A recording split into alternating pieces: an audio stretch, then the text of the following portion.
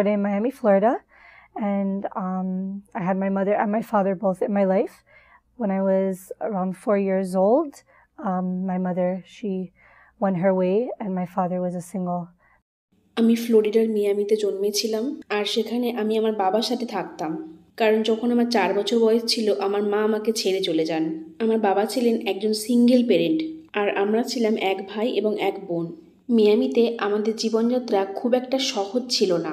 আমার বাবা সবসময় আমাদের সাথে থাকতে পারতেন না, কারণ তিনি আমাদেরকে ভালোভাবে মানুষ করার জন্য নানা জায়গায় কাজ করতে যেতেন। দেন আমরা টরন্টোতে মুভ করেছিলাম। 98 সালে আমার বাবার ব্রেন অ্যানিউরিজম ধরা পড়েছিল। টরন্টোতে আমরা বাবার ফ্যামিলির লোকের সাথে থাকতাম, আর সেখানে নিজের ফ্যামিলির মানুষদের পেয়ে আমরা খুব স্বস্তি অনুভব করেছিলাম। আমার সেখানে সময় কাটাতে খুব ভালো লাগতো। আর আমার বাবা ছিলেন একজন ফ্যামিলি ওরিয়েন্টেড পারসন, এবং তিনি খুব খোলা মনের মানুষ ছিলেন। তিনি অল্প বয়সে একজন তরুণ শিল্পী ছিলেন। আর আমি বলতে পারি যে যখন থেকে আমরা মিয়ামি ছেড়ে টরন্টোতে চলে এসেছিলাম, তখন থেকে আমি আমার বাবার পক্ষের আত্মীয়দের সম্পর্কে জেনেছিলাম। আমরা টরন্টোতে যাওয়ার আগে আমার দাদি তার 3 ছেলে মেয়েকে নিয়ে থাকতেন, আর তারপর সেখানে আমি, আমার ভাই এবং আমার বাবা যোগদান করেছিলাম। আর যখন আমার 4 বছর বয়স ছিল, তখন আমার মা আমাকে ছেড়ে চলে যায়। তাই আমি আমার মায়ের সম্পর্কে খুব একটা জানতাম না। এমনকি আমার বাবা কখনোই আমার মায়ের সম্পর্কে আমাদের সাথে আলোচনা করতেন না। যদিও আমার কিছুটা আগ্রহ ছিল আমার মায়ের সম্পর্কে জানার, কিন্তু যখনই আমার বাবাকে আমি আমার মায়ের ব্যাপারে জিজ্ঞাসা করতাম, তিনি তখন জাস্ট কথাটা এড়িয়ে যেতেন। তো যাই হোক, টরন্টোতে এসে আমরা খুব ভালো সময় কাটাচ্ছিলাম, কারণ সেখানে আমরা একটা পরিবার পেয়েছিলাম। এখানে আসার পর থেকে অন্য আরেকটি ধর্মের সাথে আমার পরিচয় হয়েছিল, কারণ আমার বাবা ছিলেন একজন ইহুদি। আমরা ছুটির দিনে টেম্পেলে যেতাম। আমার যেহেতু নিজের কোনো ধর্ম ছিল না, তাই আমার বাবা যে ধর্মে বিশ্বাসী, আমিও সেই ধর্মে বিশ্বাসী ছিলাম। আমি ছুটির দিনে আমার পরিবারের সাথে সিনাগগে যেতাম। আর এখানে এসে আমি যতটুকু শুনেছি যে ইহুদিরা প্রতি শুক্রবার রাতটাকে খুব স্পেশালভাবে পালন করে, যেটাকে বলা হয় সাব্বাত ডিনার। তো আমরাও সেটা পালন করতাম, কারণ পরিবারের সকলেই তখন একসাথে জড়ো হতো। বাট ইহুদি ধর্ম সম্পর্কে আমি সেরকম কিছুই জানতাম না, কারণ আমার কাছে কেউ ইহুদি ধর্ম সম্পর্কে ব্যাখ্যা দেয়নি। আর ইহুদিদের সম্পর্কে আমি আরোই জানতাম না, কারণ আমার মা ইহুদি ছিলেন না। আমি এমনকি কখনো ইহুদি স্কুলে যাইনি। আমি ইহুদি সম্পর্কে কোনো রকম অধ্যয়ন করিনি। আর আমি যখন ছোট ছিলাম, তখন আমি মৃত্যুকে খুব ভয় পেতাম। আর যখন আমার 9 থেকে 10 বছর বয়স ছিল, তখন আমার বাবা খুব অসুস্থ ছিলেন। আর সেই মুহূর্তে বাবাকে অসুস্থ হতে দেখে আমি খুব ভয় পেয়ে গেছিলাম। তখন আমি মনে মনে ভাবছিলাম যে গড বলে যদি সত্যিই কেউ থেকে থাকে, তাহলে হয়তো আমি তার কাছে প্রার্থনা করলে আমার বাবা সুস্থ হয়ে যাবেন। কিন্তু যখন আমি হাই স্কুলে ছিলাম, তখন আমি মৃত্যু নিয়ে একটা ভয়ঙ্কর স্বপ্ন দেখেছিলাম। আমি তখন বুঝতে পারছিলাম না যে এখন আমার কি করা উচিত।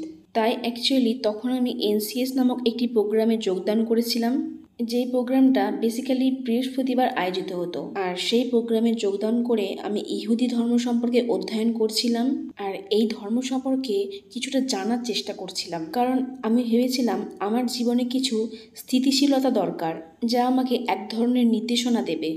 কারণ আমি যখন ফ্লোরিডায় ছিলাম, তখন আমি আমার হাই স্কুল ছেড়ে দিয়েছিলাম আর নিজের জীবনের সাথে অদ্ভুত এক্সপেরিমেন্ট করতে শুরু করেছিলাম। অন্যদিকে যখন আমি টরন্টোতে এসেছিলাম, তখন আমি ডিসাইড করেছিলাম যে আমার জীবনে কিছু পরিবর্তন দরকার। আমার জীবনে এমন কিছু নৈতিকতা এবং মূল্যবোধের প্রয়োজন যা আমার আগে ছিল না। আর যেহেতু তখন আমার 17 বছর বয়স ছিল, সেহেতু আমি এমন কিছু জিনিসের খোঁজে ছিলাম যেটা আমার জীবনকে কিছুটা সচ্ছল করবে। আর ঠিক তখন থেকেই আমি ইহুদি ধর্ম সম্পর্কে অধ্যয়ন করতে শুরু করেছিলাম। কিন্তু আমি কখনোই ধর্ম নিয়ে খুব একটা সিরিয়াস ছিলাম না। আর টরন্টোতে এসে আমি যেই হাই স্কুলে ভর্তি হয়েছিলাম, সেখানে একটা বোনের সাথে আমার দেখা হয়েছিল, যে তার ভাইয়ের সাথে স্কারবারো থেকে নর্থ ইয়র্কে চলে এসেছিল। আমি তখন তার সাথে কথা বলতে শুরু করেছিলাম, আর আমি তাকে জিজ্ঞাসা করেছিলাম যে কেন তুমি তোমার চুল ঢেকে রেখেছো। আর তার সাথে সাথে আমিও তাকে আমার পরিচয় দিই যে আমি একজন পার্সিয়ান এবং আমার বাবা একজন ইহুদি। আর সে তখন আমাকে ইসলাম সম্পর্কে বলতে শুরু করেছিল, এবং আমি তার ভাইয়ের সাথেও পরিচয় করতে চাইছিলাম, কারণ প্রতিটা হাই স্কুলেই ছেলেমেয়েরা একে অপরের সাথে কথা বলে। কিন্তু সেই মেয়েটির ভাই আমার সাথে কথা বলতে চাইছিল না। যেই আমি তাকে একটা প্রশ্ন করলাম, সে জাস্ট আমার কোনো প্রশ্নের উত্তরই দিল না। তারপর আমাকে একজন বলে যে মুসলিম ছেলেরা অচেনা মেয়েদের সাথে কথা বলে না, কারণ এটা তাদের ধর্মের একটা পার্ট। আর এই জিনিসটা শুনে আমি জাস্ট মুগ্ধ হয়ে গেছিলাম। আর আমার এটা ভেবে খুব ভালো লাগছিল যে তারা মেয়েদেরকে কতটা রেসপেক্ট করে। তারপর সেই বোনটি আমাকে একটা ইসলামিক ফাউন্ডেশন মসজিদে নিয়ে গিয়েছিল। আর সেখানে গিয়ে আমি কিছু ভাই বোনেদের রিভার্ট স্টোরি সম্পর্কে শুনেছিলাম।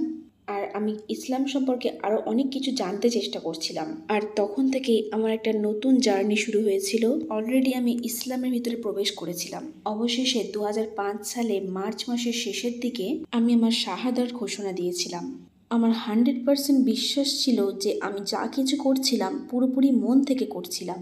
ইসলামে আমি এমন কিছু জিনিস খুঁজে পেয়েছিলাম যেটা আমি ডিনাই করতে পারছিলাম না। আর 17 বছর বয়স থেকে আমার জীবনে পরিবর্তন আসতে শুরু করেছিল। আমি আমার জীবনকে আবার নতুন করে উপলব্ধি করতে শুরু করেছিলাম। এমনকি আমার নিজের প্রতি রেসপেক্ট আরও বেড়ে গিয়েছিল। আমি আমার বাবার কাছ থেকে, আমার পরিবারের লোকেদের কাছ থেকে আরও সম্মান পেতে শুরু করেছিলাম। যেহেতু আমি ছোটবেলা থেকে মাকে ছাড়া বড় হয়েছিলাম, তাই আমার লাইফে সেরকম কোনো রুলস বা বাউন্ডারিজ ছিল না। ইভেন আমার বাবাও সবসময় কাজে ব্যস্ত থাকতেন। আমার বাবা আমাকে কোনোদিনও কোনো কাজে বাধা দেননি। তখন থেকে আমি আমার ধর্মকে আরও সিরিয়াসলি নিতে শুরু করি এবং আমি স্কুল যেতেও শুরু করি। আর আমার নিজেকে নিয়ে খুব গর্ববোধ হচ্ছিল, কারণ আমি মন থেকে নিজেকে ইসলাম ধর্মে উৎসর্গ করেছিলাম। এতগুলো বছর কেটে যাওয়ার পর আমি আমার নিজের ধর্মকে খুঁজে পেয়েছিলাম। আমি ইসলাম সম্পর্কে প্রচুর অধ্যয়ন করেছিলাম, কারণ এটা শুধুমাত্র একটা ধর্ম নয়, এটা হলো একটা ওয়ে অফ লাইফ। আমার স্কুলের টিচার আমার মধ্যে সেই ইমপ্রুভমেন্ট দেখেছিলেন। ইভেন আমার পরিবারের লোকেরাও আমার মধ্যে সেই ইমপ্রুভমেন্ট দেখেছিলেন। কিন্তু আমার গ্র্যান্ডমাদার আমার ইসলাম গ্রহণ করা নিয়ে খুব আপসেট হয়েছিলেন। অল্প বয়স থেকেই আমার জীবনে অনেক কিছু ঘটে গিয়েছিল। বেশ কিছুদিন পরেই আমার বাবা এই কান্ট্রি ছেড়ে চলে গিয়েছিলেন। আমি ইভেন বিয়েও করেছিলাম তার 1 বছর পরেই। আমার বিয়ের পরে আমার হাজবেন্ডের সাথে আমি একাই থাকতাম। আমি সেখানে একটা কাজ করতেও শুরু করেছিলাম। ইভেন তখনও আমার স্কুলও শেষ হয়নি। আর আমি যখন প্রথম মুসলিম হয়েছিলাম তখন এটা আমার কাছে একটু কঠিন মনে হয়েছিল। হ্যাঁ, তখন আমি এটা জানতাম যে আমি মসজিদে যেতে পারবো। আমি এটাও জানতাম যে ইসলাম সম্প্রদায় আমাকে মেনে নিয়েছে। কিন্তু আমার পরিবার সেখানে আমার জন্য ছিল না। এমনকি আমি P4E-তে ক্লাস করতে যেতাম, আর সেখানে গিয়ে আমি অনেক মানুষের সাথে মেলামেশা করতে পারতাম। প্রতিদিনই আমি কোনো না কোনো জিনিসে দক্ষতা অর্জন করছিলাম। আমি কখনোই থামিনি এটা ভেবে যে যদি আমি ব্যর্থ হয়ে যাই, কারণ আমি যদি ব্যর্থও হই আমি সেখান থেকেও শিক্ষা অর্জন করতে পারবো। আমার মনে তখন এই সমস্ত ভাবনা আসতো, কারণ আমি খুব অল্প বয়সী ছিলাম। আমার তখন 22 বছরও হয়নি। আমি ফিল করছিলাম যে আমি জীবনে অনেক কিছু অর্জন করতে পারছি। এমনকি P4E-তে যেখানে আমি ক্লাস করতে যেতাম, সেখানে যারা নতুন ইসলাম গ্রহণ করেছে তাদের সাথে খুব ভালো ব্যবহার করা হতো। সমস্ত কিছু ভালোভাবে শেখানো হতো। আর সেই মুহূর্তে এমন একটা সময় এসেছিল আমার জীবনে যখন আমি খুব ডিপ্রেশনে ছিলাম। আমার জীবনে অনেক কিছুর অভাব ছিল। হ্যাঁ, আমি এটা জানতাম যে আমি আমার ধর্মে শিথিল আছি, আমি আমার ধর্মে পুরোপুরি স্ট্রেট ফরওয়ার্ড। আর আমি এটাও জানতাম যে আল্লাহ আমার পাশে আছেন। কিন্তু একই টাইমে আমার একজনকে প্রয়োজন ছিল যাতে করে আমি ঘুরে দাঁড়াতে সক্ষম হই। কারণ আমি সেই মুহূর্তে একটা খারাপ পরিস্থিতির মধ্য দিয়ে যাচ্ছিলাম।